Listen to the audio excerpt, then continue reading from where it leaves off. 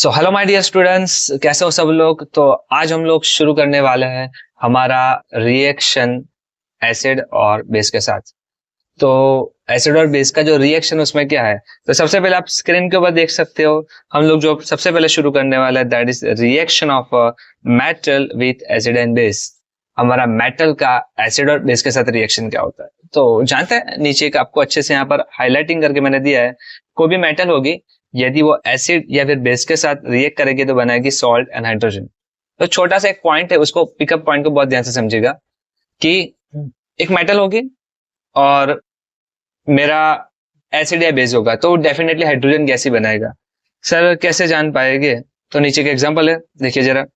जैसे zinc metal है, उसको यदि मैं हाइड्रोक्लोरिक एसिड में ऐड करता हूं तो मेरे पास यहाँ पर हाइड्रोजन गैस पता चलेगा। अगेन सर एक्सपेरिमेंटली कैसे, एक्सपेरिमेंट के अंदर आपको पॉप अप साउंड आएगा। सर कैसे पॉप अप साउंड आएगा? पॉप अप साउंड ऐसा आएगा कि मेरे पास जो ये मेटल है, ओके, यदि उसको एसिड में डालूंगा और वहां से जो हाइड्रोजन गैस की बबल्स निकलती है, यदि उसके नजदीक में मैं फ्लैम लाऊंगा या फिर मैं मैच स्टिक्स लाऊंगा या फिर लाइटर लाऊंगा तो वहां से खास टाइप की आवाज आएगी। जो पॉपअप, जो दिवाली में जला थे वही टाइप का पॉपअप की आवाज आएगी। सर उसकी और अलग अलग एग्जांपल ट्रायल करना हो तो आप एग्जांपल में सोच पाओगे कि जैसे यहाँ पर आयरन है, जिंक है, मैंगनीज है, निकल है, पोटेशियम, क्रोमियम, मैंगनीज, सोडियम, या उसके अलावा जो भी मेटल्स आपको मालूम हो, वो कोई भी मेटल्स होती है, वो मेटल्स को यदि मैं HCl के अंदर ऐड करता हूँ और यदि सामने की साइड पर यदि हाइड्रोजन गैस प्रोड्यूसिंग होता है तो डेफिनेटली ये होगा आपका reaction of the metal with acid. ठीक, जैसे एग्जांपल्स के अंदर मैं एसिड का भी एग्जांपल्स, जैसे H2SO4 है, H3SO3 है। H2SO4 क्या होता है? फास्फोरिक एसिड होता है। H2SO3 क्या होता है? फास्फोरस एसिड होता है। HNO3 क्या होता है? नाइट्रिक एसिड होता है। H3PO4 क्या होता है? फास्फोरिक एसिड होता है। और H3PO3 क्या होता है? फास्फोरस एसिड होता है। मतलब कि कोई भी एसिड के साथ यदि हम लोग रिएक्ट करेंगे तो आखिरी में हमारे पास एक कॉमन बनेगा जहां पर सॉल्ट और हाइड्रोजन आएगा एज अ प्रोडक्ट के तौर पर। ठीक है, सेम टू सेम यदि मैं बेस के साथ रिएक्ट करता हूँ, आपकी बुक में एक ही और बहुत बेहतरीन एग्जांपल है जिसको बहुत अच्छे से समझेगा। मेरे पास मेटल का यदि मैं ये किसके साथ रिएक्ट करता हूँ, बेस के साथ करता हूँ, सोडियम हाइड्रोक्साइड के साथ करता हूँ, तो मेरा बन रहा है Na2ZnO2 प्लस H2। 2-3 बार बोर्ड के अंदर भी पूछा गया क्वेश्चन है कि जिंक की सोडियम हाइड्रोक्साइड के साथ रिएक्ट होता है तब क्या बनता है, तो Na2ZnO2। Is it clear? यहाँ तक बात समझ में आ रही है आपको सबको क्या बताना चाह रहा हूँ? सिर्फ सिखा रहा हूँ, जब मेरा कांटेक्ट होता है तो उस दौरान मुझको समझेगा, उस दौरान स्क्रीन के ऊपर आगे आगे ढूंढिएगा तो हो सकता है कि आपको कंफ्यूजन और ज्यादा हो। हम हर पॉइंट्स को कवर अप करने वाले ही है, so don't worry about it. So second point के अंदर हम लोग पढ़ रहे हैं कि हमारा जो रिएक्शन है एसिड का मेटल कार्बोनेट के साथ क्या होता है। पहली बात तो आएगी कि सर ये मेटल कार्बोनेट्स क्या होता है। जो कोई भी मेटल होगी वो अपने कार्बोनेट फॉर्म में होती है, उसके सल्फेट फॉर्म में होती है, इसके फॉस्फेट फॉर्म में होती है। वो दो तीन चीज याद रखिए। यहाँ पर उसका जो मेटल का फॉर्म है मेटल कार्बोनेट, मतलब कि जैसे यहाँ पर आप देख सकते हो Na2CO3, ये सोडियम का कार्बोनेट फॉर्म है। जैसे मैग्नीशियम कार्बोनेट होता है, जैसे सोडियम कार्बोनेट होता है, जैसे पोटेशियम कार्बोनेट होता है, हर एक का कार्बोनेट मतलब कि उसका एक सॉल्ट फॉर्म अवेलेबल होता है।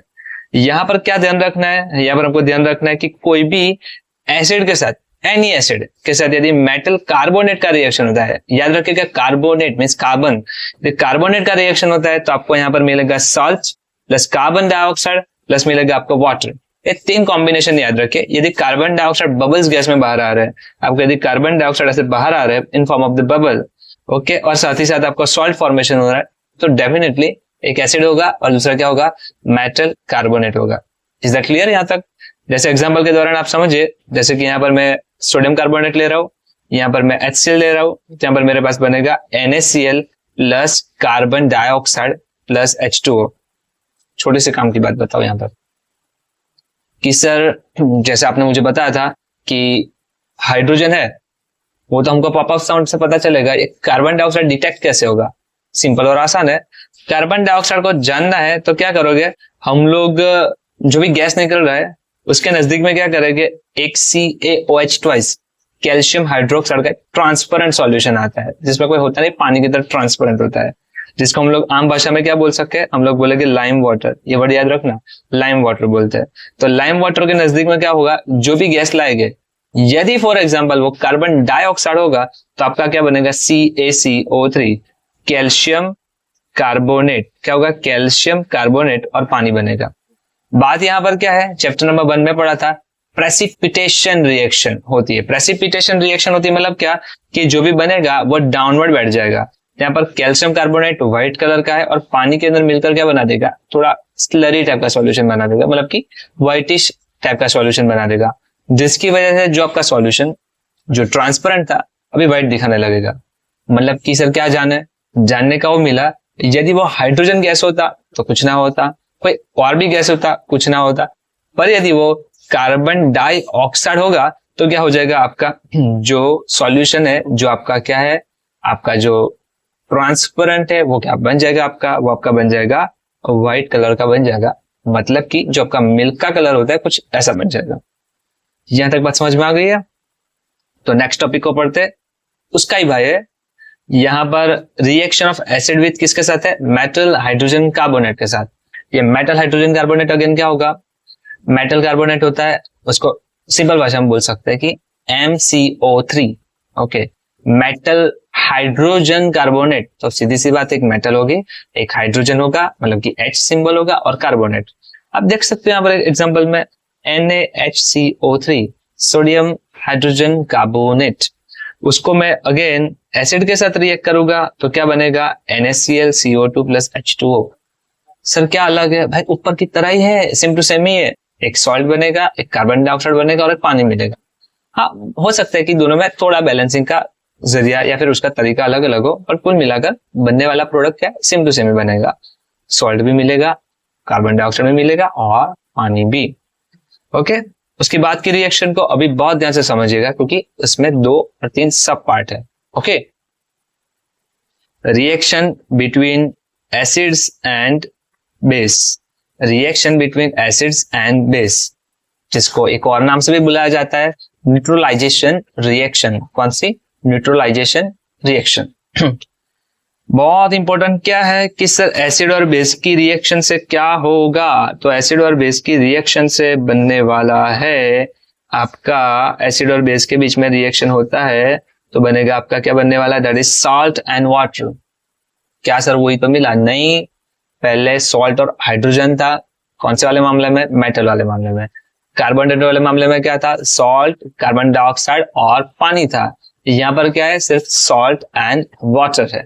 ठीक, ये मैं क्यों बार बार बीच में बोल रहा हूं, क्योंकि उसके बेसिस के ऊपर हम लोगों को जजमेंटेड मिलेगा कि मेरा रिएक्टेंट क्या क्या हो सकता है।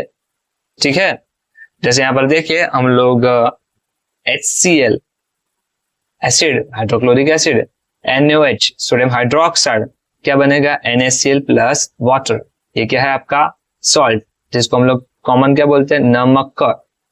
नमक मतलब क्या, जो हम लोग खाने में इस्तेमाल करते हैं, सेम ही नमक है। क्या सर हर एक का सॉल्ट वो खाने वाला ही मिलेगा यहाँ पर, नहीं, डिपेंड्स अपॉन आपका जो एसिड और बेस है उसके ऊपर डिपेंडेंट है। जैसे फॉर एग्जांपल मैं ले लेता हूं, फॉर एग्जांपल यहाँ पर लिखकर बताऊं, मैंने HCl लिया प्लस यहाँ पर मैंने ले लिया MgOH ट्वाइस, तो यहाँ पर आप देखिएगा बहुत अच्छी तरीके से बन जाएगा MgCl twice plus H2O। Balance नहीं किया है, आपको समझाने के लिए, आप बैलेंस कर सकते हो बाद में कि यहाँ पर HCl plus MgOH twice, MgCl twice plus H2O। क्यों सर आपने रिएक्शन बताया, इसलिए बताया कि आपका ये जो MgCl ट्वाइस है हम लोग खाने में इस्तेमाल नहीं करते। ऐसे बहुत सारे अलग अलग टाइप के क्या मिलेंगे, सॉल्ट मिलेंगे, जो आपके कार्बोनेट भी हो सकते हैं, जो क्लोराइड भी हो सकता है, वो फ्लोराइड भी हो सकता है, वो ब्रोमाइड भी हो सकता है, वो आपका फॉस्फेट भी हो सकता है। सो कहने का मतलब है कि इसमें सिर्फ यही जो NaCl है वही हम लोग खाने में इस्तेमाल करते हैं एज फॉर्म ऑफ नमक। नमक के लिए बात करो, बाकी है जैसे सोडियम हाइड्रोजन कार्बोनेट हम लोग खाते हैं, जो हमारा बेकिंग सोडा के नाम से जाना जाता है। ओके, सो बट नमक में क्या है, NaCl ओनली। ठीक, चलिए फाइन। उसका थोड़ा सा यहाँ पर मैंने समझाने का कोशिश किया था कि HCl में क्या आएगा, H प्लस और Cl माइनस, और NaOH में क्या आएगा, Na प्लस ओवर माइनस, आपको अच्छे से पता है प्लस किसकी ओर अट्रैक्ट हो रहा है, माइनस की ओर हो रहा है, इसलिए Na और OH मिलकर क्या बना देंगे, पानी बना देंगे। और ये आपका Cl माइनस और Na प्लस जुड़कर क्या बना देंगे, आपका NaCl। ये आयोनिक इक्वेशन का छोटा सा कंसेप्ट होता है, आपको जो भी एसिड और बेस में दे देते तो उसको आप कैटायन और एनायन में बांट दीजिए और देन आफ्टर अपोजिट जो चार्ज है उसको जोड़कर एक बार पानी बन जाएगा और बाकी क्या बन जाएगा, सॉल्ट। क्योंकि कई बार क्या होता है कि हमको पता नहीं चलता कि सर सॉल्ट का फॉर्मूला क्या बन सकता है, तो उसमें टेक्निक थोड़ी सी हेल्प हो जाएगी। Is that clear? साथ साथ वो भी समझना है कि बैलेंसिंग भी करना है। ओके, आखिरी में सब कुछ लिख दो, बाद में आखिरी में बैलेंसिंग कर दो। अभी हम लोग जो पढ़ रहे हैं, बहुत इंपॉर्टेंट वर्ड्स याद रखना, कोई भी आपका मतलब कि यदि मेरे पास मेटेलिक ऑक्साइड है, any type of metallic oxide, बल्कि मेटल और ऑक्सीजन का कॉम्बिनेशन, मेटेलिक ऑक्साइड है, यदि उसकी एसिड के साथ रिएक्शन करूंगा तो डेफिनेटली बनेगा सॉल्ट एंड वाटर। सर फिर तो सर मुझे कंफ्यूजन लग रहा है, आपने तो अभी बोला था कि एसिड और बेस जुड़कर बनाता है।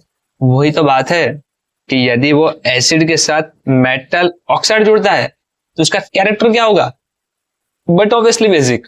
तो मेटेलिक ऑक्साइड क्या हो गया, आपके हर मेटेलिक ऑक्साइड क्या हो गए, बेसिक इन नेचर। क्या हो गए, हर एक के हर एक आपके बेसिक इन नेचर हो गए। जबकि यहां पर मैं नॉन मेटेलिक ऑक्साइड ले रहा हूं, उसकी बेस के साथ जैसे मैंने रिएक्शन किया, क्या पता चला, अगेन सॉल्ट और वाटर मिल रहा है। सिंपल और स्ट्रेट बात है। क्या बात होगी कि मेरा मेटेलिक ऑक्साइड कौन सी कैटेगरी में आएगा, यदि वो बेस के साथ रिएक्ट करता है और सॉल्ट और पानी बना रहा है तो आपका मेटेलिक ऑक्साइड क्या होना चाहिए, एसिडिक इन नेचर। तो सिंपल और स्ट्रेट कॉम्बिनेशन क्या समझा कि कोई भी सर मेटेलिक ऑक्साइड क्या होगा, बेसिक इन नेचर, जबकि नॉन मेटेलिक ऑक्साइड क्या होगा, एसिडिक इन नेचर। रिएक्शन को एक बार समझ लो। यहाँ पर आपके समक्ष में एक रिएक्शन है, जैसे कि कॉपर ऑक्साइड है, आप देख सकते हो कॉपर ऑक्साइड है। यहाँ पर कॉपर ऑक्साइड का यदि मैं HCl के साथ रिएक्शन करता हूँ, यहाँ पर बन रहा है CuCl ट्वाइस, और क्या बनेगा, पानी। तो क्या बन रहा है, यहाँ पर सॉल्ट और वाटर बन रहा है। तो आपका क्या होगा, ये CuO का नेचर क्या होगा, आपका नेचर होगा वो कौन सी टाइप का नेचर होगा, वो नेचर होगा आपका बेसिक, क्योंकि मैंने किसके साथ रिएक्ट किया, एसिड के साथ रिएक्ट किया। और नॉन मेटेलिक ऑक्साइड को मैंने किसके साथ रिएक्ट करवाया, उसको मैंने करवाया बेस के साथ। तो क्या बना मेरे पास, सॉल्ट और वाटर। तो इसका मतलब क्या, ये जो CO2 है, ये CO2 है, वो CO2 क्या होगा, मेरा CO2 होगा एसिडिक। छोटा सा अगर एक एग्जांपल दे दूं, आपने सुना होगा कि जैसे सल्फर डाइऑक्साइड जो एयर में होता है, वो सल्फर डाइऑक्साइड से एसिडिक रेन होती है H2SO4। तो सल्फर डाइऑक्साइड क्या है आपका, क्या होगा, वो आपका होगा नॉन मेटेलिक ऑक्साइड। पानी के साथ रिएक्ट करके क्या बनाता है, एसिड बनाता है। वैसे कार्बोनिक एसिड होता है।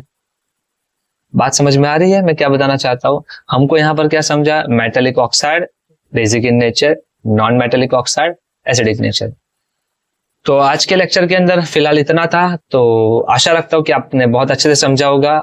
इस बार मैं कमेंट ओपन कर रहा हूँ, तो आशा करता हूँ कि आप अपना रिव्यू वहां पर दे पाओगे और अपने दोस्तों से शेयर कीजिएगा, क्योंकि ज्ञान सेंड करने से बढ़ता है। तो मिलते हैं नेक्स्ट वन वीडियो में, तब तक okay bye and enjoy your day. तो पार्ट 3 बहुत जल्दी बनाकर ला रहा हूँ। Okay, so thank you so much, bye bye.